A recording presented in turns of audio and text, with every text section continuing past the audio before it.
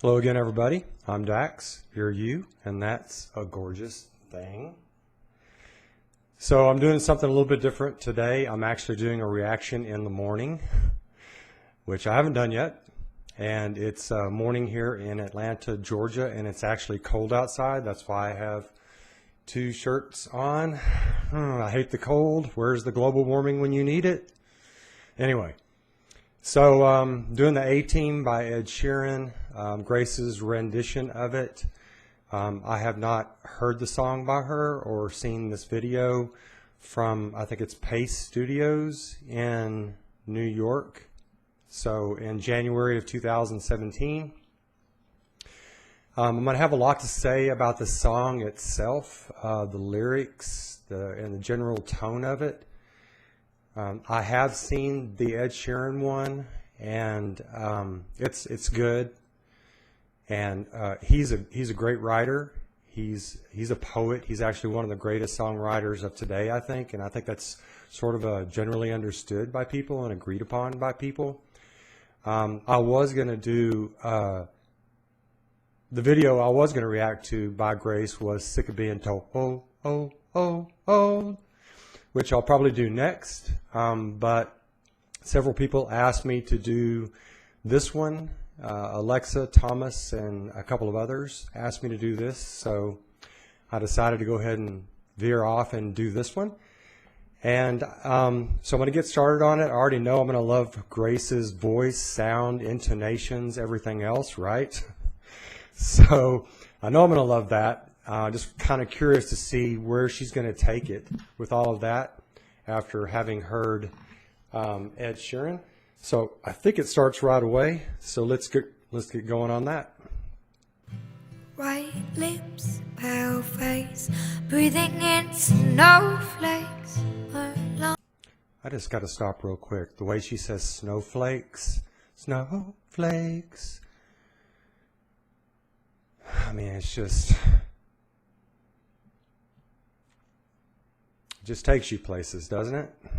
Her voice, the raspiness, the tenderness, the feeling, and then look at that lovely face. Sour taste, lights gone, days and struggling to pay rent, long nights, estranged men. They say she's in the class 18, stuck in her daydream. Been this way since 18, but lately her facing's slowly sinking, wasting, crumbling like pastries. They scream the worst things in life come free to us, 'cause we're just under the upper hand. Go mad for a couple grams. She don't wanna go outside tonight, and in a pipe we fly to the motherlands. Sell life to another man. It's too cold outside for angels to fly. Angels to fly.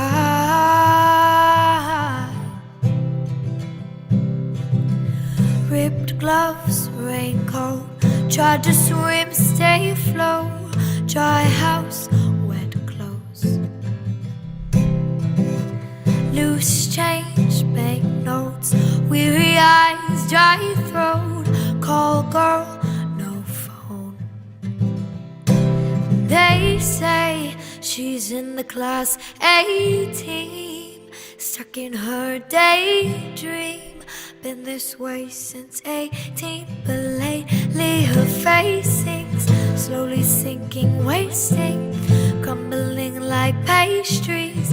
They scream the worst things in life come free to us, 'cause we're just under the upper hand. Go mad for a couple grams. She don't wanna go outside tonight, and in a pipe fly to the motherlands, or sell life to another man. It's too cold outside for angels to fly. Angels to fly.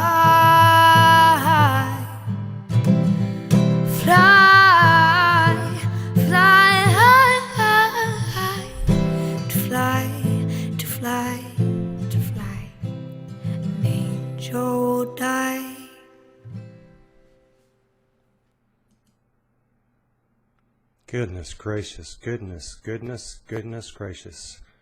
Why is it that Grace always brings freaking tears to my eyes? Goodness gracious. Once again, Grace makes somebody else's song better than they made it. I mean, Ed Sheeran's song is good, and his voice goes high a few times. It's nice, and he actually catches my breath a couple of times. That was good, but nothing like this. I mean, she makes it sweet, sweet, and goodness gracious, that face on Grace, and that little smile she does at the camera there about halfway through. So she's, I think, yeah, she's still. Wasn't that right around her 13th birthday? So she's basically on the end of 12 years old when she does this song. She's just learning the guitar, as far as I remember. Does it perfectly. I didn't really like Ed Sheeran's take on it.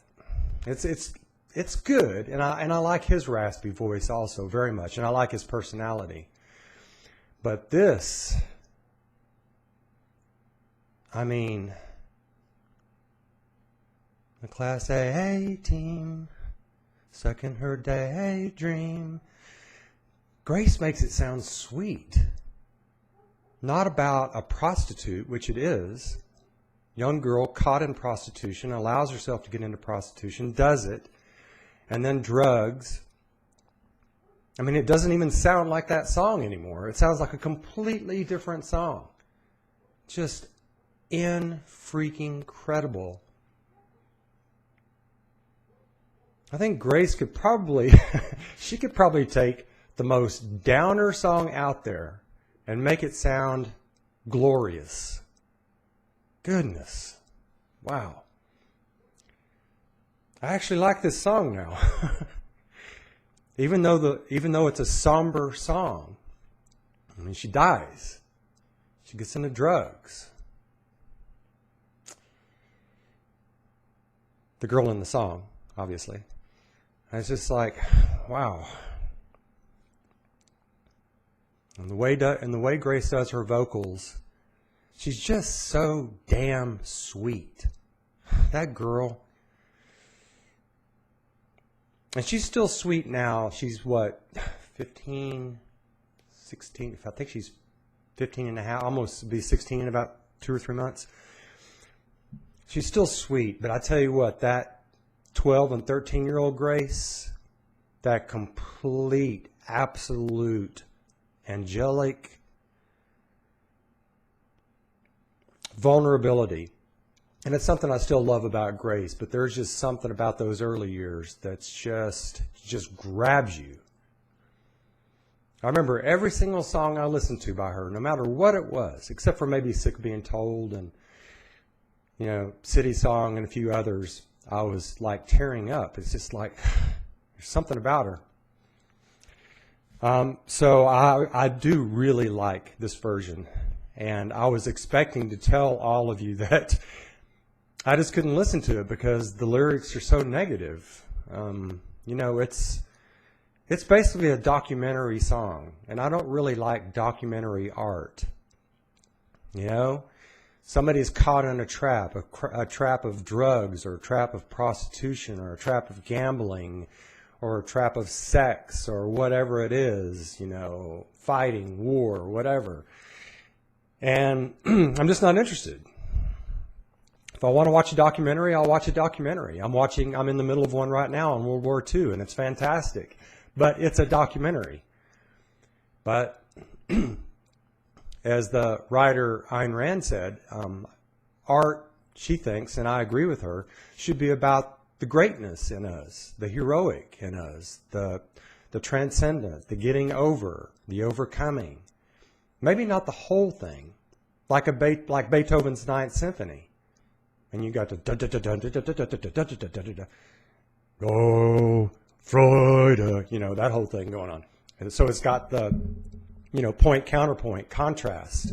But 90% of it is overcoming. And of course, you got the ode to joy at the end. And I think that's the way art should be. Yeah, throw in the dystopia or the negativity, but you got to give me that sweetness or that light at the end of the tunnel. I mean, that's why I want to listen to art. I want to feel good. And the strange thing that maybe only Grace can pull off about this song is that even though you got the last line, angels to die, Grace makes it seem like she's going to heaven or she's going to a better place, or maybe she's not dying or whatever, but it's just like with Grace singing it, it just becomes, to me, a different song. I mean, when I watched the Ed Sheeran one, I didn't get that. There's a little bit of positivity in it, but I just didn't get that. So I'm not going to go into the lyrics as much as I usually do, because it's not Grace's lyrics. But I will a little bit and kind of contrast a little bit, too, maybe with Grace. But Sheeran obviously has his own style, and I do like his style. He's more in sort of the early 19th century poetry style. You know, he goes from like these short sentences to long ones, rhyming, not rhyming. It's called blank verse, not rhyming, as you probably already know. But I want to start with the title of the song. The title isn't Angels to Die or For Angels to Fly or even Angels. Talking about the 18 prostitutes, the gorgeous prostitutes. I assume that's what he means, the 18 of prostitution. No, it's the 18. He's talking about, I mean, when I first heard the title, I'm like, the 18? Well, I remember that TV series. This is going to be like, a bunch of dudes, going out and solving crime and getting the bad boys. Well, no, obviously it's not about that. But I just think it's interesting that he says the 18. I'm not sure why. I mean, obviously, like maybe sardonically, I guess, sarcastically in a way. But anyway, so he sort of starts out, in very short sentences, bringing you in, telling the story really quick, sort of staccato type of style.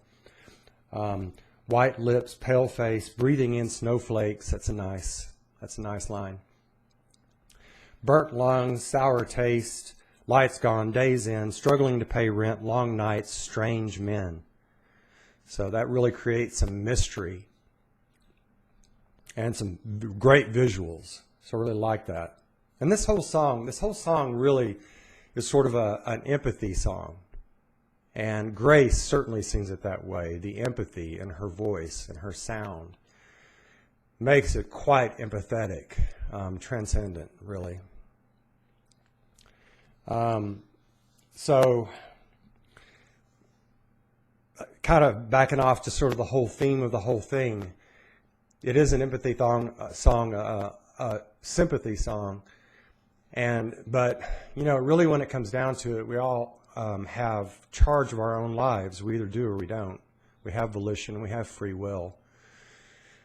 Somebody choosing to be a robber, some guy choosing to be a robber, or somebody choosing to get into drugs or choosing to get into prostitution or gambling or whatever, and choosing to stay there, getting caught up in it. And this song is about that. Not just getting caught up in prostitution, but taking it a step further into self-misery and drugs. And the pipe, with the pipe of drugs, she flies to the motherland and then sells love to another man. Those are good lines. But it's not the motherland. Obviously, it's the netherland. So I have sympathy for people caught up in that kind of thing. And I've known people, I think we've most known people who got caught up in that stuff and just never got out. And so the sympathy lasts for a while, but in the end, you just have to move on yourself. It's like there's nothing you can do. You can't become an enabler, etc. So I have sympathy for this girl on the A team, this pretty girl on the A team. But the sympathy only goes so far. It would be so much better for me if the song had a happy ending. Yeah, she was on the A team of prostitution and drugs, but she got off the A team, and she got on the A team of life. That to me would want me to listen to this song over and over and be one of those songs I listen to 10 times a year. But as it is, the only time I'm going to listen to this is Grace's version. I'll never listen to Ed's version again. Don't want to. Don't want a documentary. But Grace actually makes this more than a documentary. She makes it so freaking sweet. Oh my goodness gracious. I'm going to have to watch it again after this. And just watch Grace's face. Just so many emotions. She's just so lovely. So I think that's all I want to say, except kind of get back to the two things that are probably controversial that I say, and that is art should be ultimately about making us feel better. And I'm not saying an artist can't just put it all out there and say, man, I'm miserable. I'm going to express my misery in a song. Okay, that's fine. Okay, I don't want to hear it. I'm glad, that that's sort of a purgation type of thing. You're purging it. Okay, I'm glad about that. But I really don't want to hear it. Get back to me when you get through that. With your friends, your family, everybody you love, when you get through that, get back to me. And that's what Grace usually does. And she actually somehow does it on this song. And so anyway, and the other one obviously is happy endings. I'm a sucker for happy endings. I think happy endings are the way things are supposed to be. Anyway, all that said, Grace kills this song in a good way. And really, I have to say, I wasn't expecting it. So good for you, Grace. Thank you. Lovely Grace.